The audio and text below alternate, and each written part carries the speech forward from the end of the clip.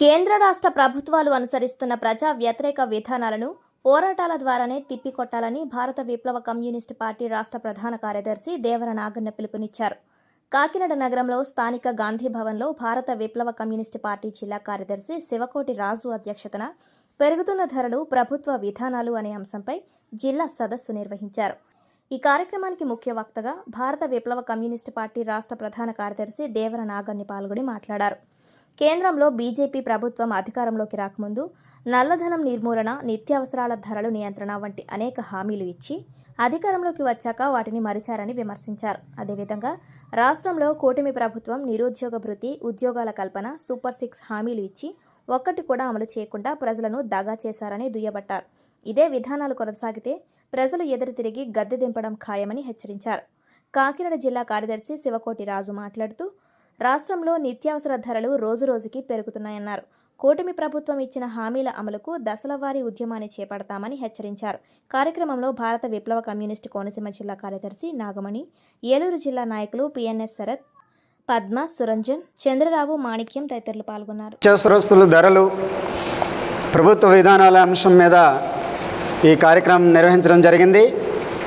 మరి నిజంగా కేంద్రంలో కానీ రాష్ట్రంలో కానీ చూసుకుంటున్నట్లయితే అధికారం రాకముందు ఒక రకంగా మాట్లాడారు. అధికారం వచ్చిన తర్వాత మరి ప్రజలకి మొండి చేయి చూపెడతా ఉన్నారు.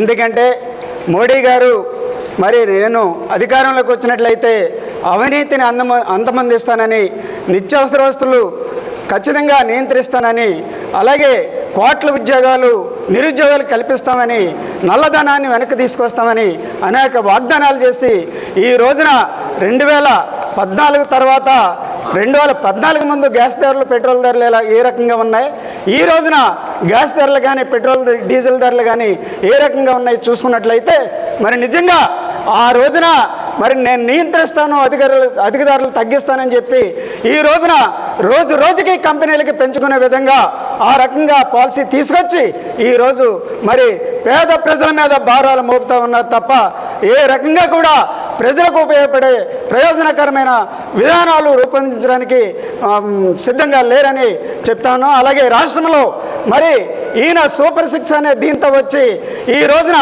ఆడబిడ్డకి 1500 కానీ, అలాగే నిరుద్యోగులకు 3000 కానీ, అలాగే నిత్యావసర ధరలు తగ్గించడం కానీ ఏ రకంగా కూడా కూటమి ఎన్డీఏ ప్రభుత్వం ఏదైతే ఉందో ప్రజలకు మొండి చేయ చూపెడుతుంది తప్ప ఏ రకంగా కూడా న్యాయం జరగలేదని చెప్తూ ఈ రకంగా చెప్తా ఉన్నాం.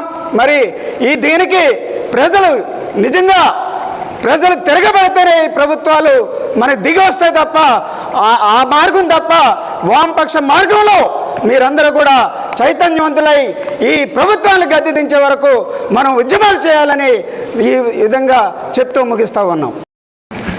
ఈ రాష్ట్రం ప్రజలకు ఇచ్చినటువంటి హామీలను కూడా ఇవ్వడంలో కేంద్ర రాష్ట్ర ప్రభుత్వాలు పూర్తిగా విఫలమైనాయి.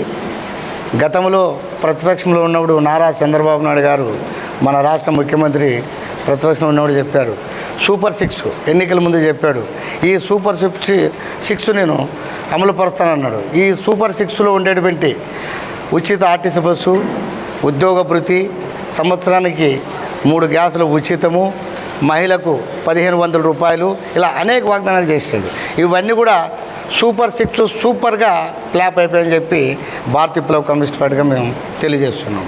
ఈరోజు ఉచిత బస్సు కేవలం తల్లి వందనం తప్ప పెన్షన్లు అంతంత మాత్రం పెన్షన్లు కూడా దాదాపు ప్రతి సంవత్సరానికి కూడా 20,000 నుంచి 30,000 వరకు తగ్గిస్తూ వస్తున్నారు ఏదో నెపంతో కట్ చేయడం. కాబట్టి ఇది అంతా కూడా కేవలం వీళ్ళు అప్పుడు చెప్పినవి ఏమి చెప్పారో అవన్నీ కూడా ఈరోజు ఉసిరిబిల్లుగా మారిపోయారు. జూలైలో నేను అమలు పరుస్తాను ప్రారంభిస్తాను. 2028 అమలు పరుస్తాడు, మీరెందుకు వచ్చారు? ఇప్పుడు 2008 మీ పాలన దగ్గరికి వస్తుంది, అప్పుడు 2009లో ఎలక్షన్కి పోవాలా. దాన్ని మీరు నెపంతో జనాల్ని మోసం చేయడానికి చెవులో పెద్ద సన్నఫ్లవర్లో పెడుతున్నావు తప్ప నువ్వు చేసేది లేదని చెప్పి చెప్తున్నాం. ఇంకొకటి, ఈ రాష్ట్రంలో ఎప్పుడో కడప ఉక్కు, విశాఖ ఉక్కు, ఆంధ్రుల హక్కు అని చెప్పి యానాడు ఎంతోమంది మహనీయులు త్యాగాలు చేసి ఉద్యమాలు చేసి సాధించినటువంటి విశాఖపట్నంలో ఉక్కు ఈరోజు గత్యంతరం లేని పరిస్థితిలో ఉంది. అక్కడ జరపాలంటే కోట్ల రూపాయలు కావాలా, లేనటువంటి పరిస్థితి ఉంది. ప్రైవేటు సంస్థలకు అప్పగిస్తామని చెప్తున్న ఈ పెద్ద మనుషులు ఈరోజు రాయలసీమలో